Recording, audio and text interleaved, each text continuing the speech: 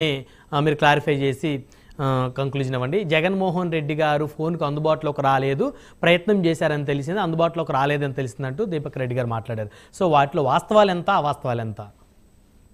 దీపక్ రెడ్డి గారికి ఎంత తెలుసో ఆ విషయంలో నాకు పూర్తిగా తెలియదని అన్నాడు ఆయన. అది కూడా లోపల ఫోన్ వచ్చిందా లేదా అనేది ఎవరికి తెలుసు, అది ఎవరికి తెలియదు. వాడు చెప్తారు చేశామని, చేశారు లేదా ఆయనకి తెలియదు. సో నేనేమంటానంటే 2014లో మీరు అధికారంలోకి వచ్చిన తర్వాత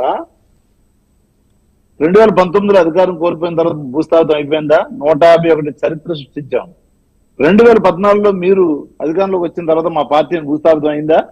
అప్పటికి ప్రతిపక్షంలో ఉన్నాం కదా, అప్పుడు బలమైన ప్రతిపక్షంలో ఉన్నాం కదా.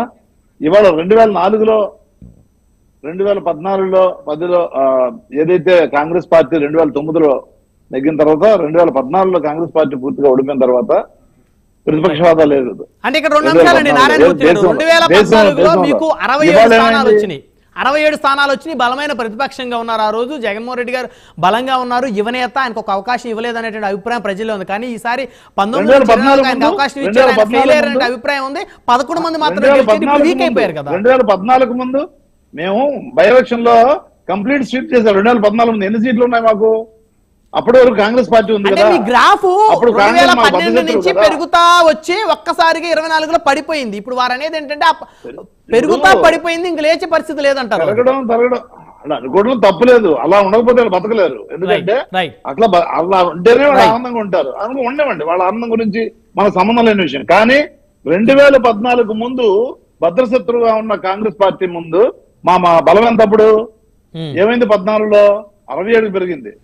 నేనేమన్నానంటే ఇవన్నీ గెలిపోవటంలో సహజం. అవునండి, మీ పండగ అంతా కూడా 6 నెలల 3 నెలల 2 నెలల చూసుకోండి.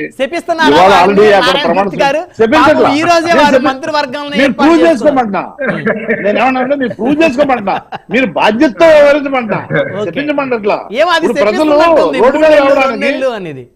ప్రజలు రోడ్డు మీద రావడానికి ఒక నెల చాలు, ఆల్రెడీ రోడ్డు మీదకి వచ్చారు. ఎందుకంటే వీళ్ళు చేస్తున్న వికృత చేష్టలు,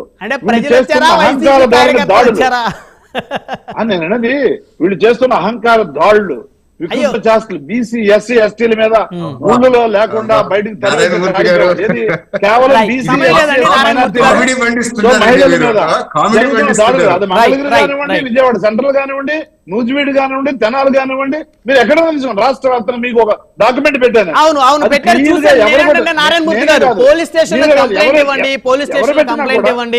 న్యాయం జరిగేటట్టు పోరాడండి ఖచ్చితంగా. దాన్ని ఎవరు ఆశించకూడదు, దాడుల్ని ఎవరు చేశారు, ముందు మీరు చేశారా వారు చేశారా అనేది న్యాయస్థానాల్లోనే. పవర్ వచ్చిన తర్వాత మీరు ఏ విధంగా వ్యవహరిస్తున్నారు? రైట్, వచ్చిన తర్వాత మళ్ళీ మీకు పోలీస్ డిపార్ట్మెంట్ వాళ్ళు పెట్టిన వాళ్ళే అండి, వాళ్ళు మేము ఎవరిని మార్చలేదు, ఇంకా మారలేదు కదా. పోలీస్ వాళ్ళే కదా. అవును, ఇంకా ఎందుకు ఇటువంటి సాధన చేస్తా ఉన్నారో నాకైతే తెలియట్లేదండి. మార్చినాము, మేము పుస్తకం తెచ్చుకున్నాము, వాళ్ళు సరిగ్గా చేయట్లేదు అనేది దాంట్లో ధర్మం ఉంది. వాళ్ళ పాయింట్ వాళ్ళే కంటిన్యూ అవుతా ఉంటారు. ఈ విధంగా కరెక్ట్ కాదు కదా. ప్రజల మీద దాడులు జరుగుతా ఉన్నాయి. అధికారులు కోసంపూడి గారు కంక్లూజన్ ఇవ్వండి. నారాయణమూర్తి గారు దయచేసి ఆగాలి. సరే, దాడుల గురించి నారాయణమూర్తి గారు మాట్లాడతాం చాలా విడ్డూరంగా ఉంది. గత 5 సంవత్సరాలుగా ఎన్ని దాడులు చేశారో, ఎన్ని అకృత్యాలు చేశారని ప్రజలందరూ గమనించారు. నేను అంటే ఇందాక మన జగన్మోహన్ రెడ్డి గారిని ఆహ్వానించలేదంటే రామనాయుడు గారు యాక్చువల్గా రాజకీయాల్లో ప్రత్యర్థులు ఉంటారు తప్ప శత్రువులు ఉండరు. ఖచ్చితంగా అధికారికంగా ఆహ్వానం పంపించారు, ఆయన ఫోన్గా అందుబాటులో రాలేదనే విషయం మనందరికీ తెలుసు. నేను ఈ రోజు అని కాదు, కనీసం ఆయన ట్వీట్ చేస్తారేమో చూశాను నేను. కనీసం అభినందనలుగా కొత్త ప్రభుత్వానికి ఎక్కడైనా సరే మాజీ ముఖ్యమంత్రి గారు కొత్త ముఖ్యమంత్రి గారు ప్రమాణ స్వీకారం చేసినప్పుడు ఒక ట్వీట్ అని చేస్తారు. ఇది లేదు. గతంలో పక్కన ఉన్న రాష్ట్రాల్లో రేవంత్ రెడ్డి గారు ప్రమాణ స్వీకారం చేసినప్పుడు కూడా ఒక ట్వీట్ లేదు. అంటే ఒక ఉదాహరణ. ఈ రోజున మన ఆంధ్రప్రదేశ్ ప్రభుత్వం ఏర్పడిన వెంటనే ఇక్కడ మా ప్రధానమంత్రి గారు పక్కన ఉన్నటువంటి ఒరిస్సాకి వెళ్ళారు. ఒడిశా ముఖ్యమంత్రి గారు అక్కడ ప్రమాణ స్వీకారం చేస్తున్నప్పుడు 24 సంవత్సరాలు చేసినటువంటి నవీన్ పట్నాయక్ గారు ఓడిపోయారు. ఈ రోజున ఆయన చక్కగా వచ్చారండి ఆయనకి.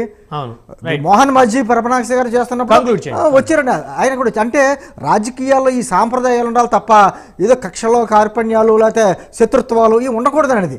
కానీ పెరిగిపోతా ఉంటాయి. మన ఆంధ్రప్రదేశ్ అటువంటిది కాదు కదా.